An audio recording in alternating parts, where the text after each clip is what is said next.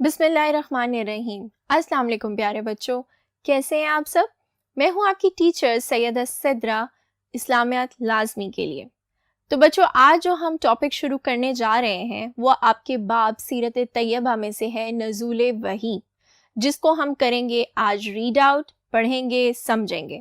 چلیے بورڈ کی طرف چلتے ہیں اور اس چیپٹر کا آغاز کرتے ہیں۔ ہاں جی، تو بچوں جیسے کہ میں نے آپ کو بتایا کہ ہم پڑھیں گے آج کا چیپٹر نزول وحی، جو کہ ہے آپ کے صفحہ نمبر 25 پر۔ آپ اپنی ٹیکسٹ بک کھول لیں، لیڈ پینسلز کو ہاتھ میں لے لیں، اگر کوئی لفظ آپ کو لگتا ہے مشکل تو اس کو کر لیں انڈر لائن۔ ہاں جی، تو بچوں نزول وحی، وحی سے مراد اللہ کے وہ پیغام ہیں جو اللہ تعالیٰ اپنے فرشتے حضرت جبرائیل علیہ السلام کے ذریعے اپنے رسولوں اور نبیوں تک پہنچاتے رہے۔ یعنی جب بھی اللہ تعالیٰ نے اپنا پیغام، اپنا حکم اپنے رسولوں اور نبیوں تک پہنچانا ہوتا تھا تو وہ کس کے تھرو بھجواتے تھے؟ وہ ذریعہ تھا حضرت جبرائیل علیہ السلام، جس کو ہم کہتے تھے وحی۔ ہمارے پیارے نبی حضرت محمد مصطفیٰ صلی اللہ علیہ وآلہ وسلم کا بچپن اور نوجوانی کا دور شروع ہی سے عام بچوں سے مختلف تھا۔ آپ صلی اللہ علیہ وآلہ وسلم ہمیشہ برائیوں اور برے ماحول سے دور رہے۔ حضرت خدیجہ رضی اللہ تعالیٰ عنہ سے شادی کے بعد آپ صلی اللہ علیہ وآلہ وسلم اپنا زیادہ وقت لوگوں کی بھلائی کے کاموں میں گزارنے لگے۔ اسلام سے پہلے عرب کے لوگوں میں ہر قسم کی اخلاقی اور معاشرتی برائیاں موجود تھیں۔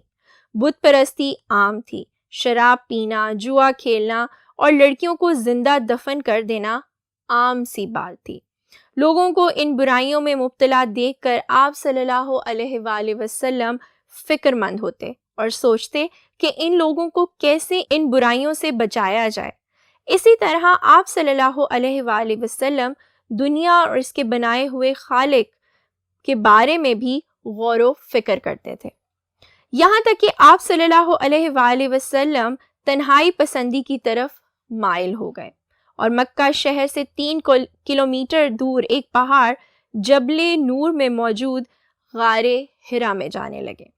آپ صلی اللہ علیہ وآلہ وسلم کو غار حرا میں تنہا عبادت کرنے میں بہت سکون ملتا تھا۔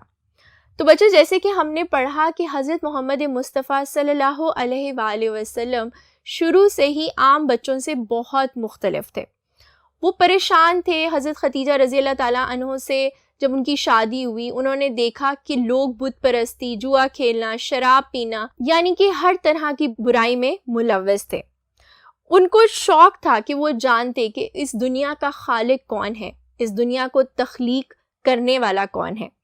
اسی لیے وہ تنہائی پسندی کی طرف مائل ہو گئے اور اللہ تعالیٰ کی عبادت کے لیے وہ جبل نور جو کہ ایک پہاڑ تھا وہاں پہ موجود غار حرا میں جانے لگے، جہاں پہ ان کو تنہائی میں عبادت کر کے بہت سکون ملتا تھا۔ جب آپ صلی اللہ علیہ وآلہ وسلم کی عمر 40 سال کی ہوئی تو آپ صلی اللہ علیہ وآلہ وسلم کو سچے خواب آنے لگے۔ جو خواب نظر آتے دوسرے دن ویسا ہی ہوتا۔ ایک دن رمضان المبارک کے مہینے میں آپ صلی اللہ علیہ وآلہ وسلم غار حرا میں عبادت کر رہے تھے کہ اللہ کی طرف سے پیغام پہنچانے والے فرشتے حضرت جبرائیل علیہ السلام آئے اور آپ صلی اللہ علیہ وآلہ وسلم سے فرمایا پڑھیے۔ آپ صلی اللہ علیہ وآلہ وسلم نے فرمایا میں پڑھنا نہیں جانتا۔ یہ سن کر انہوں نے آپ صلی اللہ علیہ وآلہ وسلم کو سینے سے لگا کر بھینچا اور کہا پڑھیے۔ تو بچوں جب آپ صلی اللہ علیہ وآلہ وسلم کی عمر تھی 40 سال تو آپ کو سچے خواب، یعنی جو خواب آپ کو آتا، جب آپ سوتے آپ کو خواب آتا، وہ بات سچ ثابت ہو جاتی۔ تو ایک دن رمضان کا مہینہ تھا، جب آپ غار حرا میں اللہ تعالیٰ کی عبادت میں مصروف تھے تو حضرت جبرائیل علیہ السلام تشریف لائے اور وہ لائے اللہ تعالیٰ کا پیغام، اور انہوں نے آپ صلی اللہ علیہ وآلہ وسلم سے کہا پڑھیے، لیکن آپ صلی اللہ علیہ وآلہ وسلم نے کہا کہ میں پڑھنا نہیں جانتا۔ تو انہوں نے مضبوطی سے آپ کو اپنے سینے سے لگایا اور فرمایا پڑھیے، لیکن آپ صلی اللہ علیہ وآلہ وسلم نے وہی سیم جواب دیا کہ میں پڑھنا نہیں جانتا۔ تیسری دفعہ جب حضرت جبرائیل علیہ السلام نے آپ صلی اللہ علیہ وآلہ وسلم سے کہا پڑھیے اللہ کے نام سے، تو آپ صلی اللہ علیہ وآلہ وسلم نے پڑھا۔ حضرت جبرائیل علیہ السلام نے آپ کے سامنے سورۃ العلق کی پہلی 5 آیات پیش کی، جو کہ ہے بسم اللہ الرحمن الرحیم، اقرأ بسم ربک الذی خلق، خلق الانسان من علق، اقرأ ربک الاکرم، الذی علم بالقلم، علم الانسان ما لم یعلم۔ ترجمہ ہے جی پڑھیے اپنے رب کے نام سے جس نے پیدا کیا، جس نے انسان کو جمے ہوئے خون سے پیدا کیا۔ پڑھ، تیرا رب بڑا کریم ہے جس نے انسان کو قلم کے ذریعے علم سکھایا، انسان کو وہ سب کچھ سکھایا جو وہ نہیں جانتا تھا۔ یہ اللہ تعالیٰ کی طرف سے حضرت محمد مصطفیٰ صلی اللہ علیہ وآلہ وسلم پر پہلی وحی تھی، اور آپ صلی اللہ علیہ وآلہ وسلم کو لوگوں کی ہدایت و رہنمائی کی ذمہ داری سونپی گئی تھی۔ اس ذمہ داری اور اللہ کے کلام کے خوف سے آپ صلی اللہ علیہ وآلہ وسلم کا جسم مبارک کانپنے لگا۔ آپ صلی اللہ علیہ وآلہ وسلم فوراً گھر تشریف لائے اور حضرت خدیجہ سے کہا کہ مجھے کمبل اوڑھا دو۔ تو جب یہ وحی نازل ہوئی تو اس میں تھا کہ آپ صلی اللہ علیہ وآلہ وسلم کو لوگوں کی ہدایت اور رہنمائی کی ذمہ داری سونپی گئی ہے۔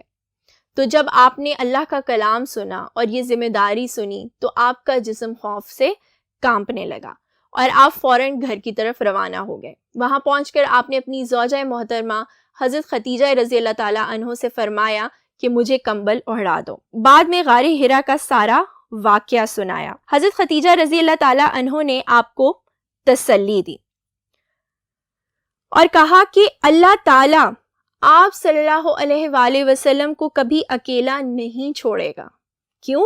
کیونکہ آپ ہمیشہ سچ بولتے ہیں، رشتہ داروں سے اچھا سلوک کرتے ہیں، امانتیں ادا کرتے ہیں، غریبوں کی مدد کرتے ہیں، مہمانوں کو کھانا کھلاتے ہیں اور ضرورت مندوں کی ضرورت کو پورا کرتے ہیں۔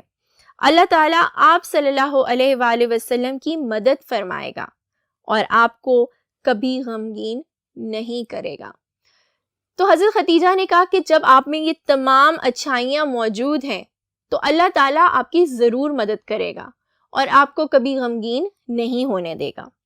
اس واقعے کے بعد حضرت خدیجہ رضی اللہ تعالیٰ عنہ آپ صلی اللہ علیہ وآلہ وسلم کو اپنے چچا زاد بھائی ورقہ بن نوفل کے پاس لے گئیں۔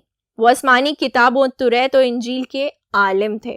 جب آپ صلی اللہ علیہ وآلہ وسلم نے ورقہ بن نوفل کو سارا واقعہ سنایا تو انہوں نے کہا کہ خدا کی قسم، یہ تو وہی فرشتہ ہے جو آپ صلی اللہ علیہ وآلہ وسلم سے پہلے حضرت موسیٰ علیہ السلام اور حضرت عیسیٰ علیہ السلام کے پاس آیا کرتا تھا۔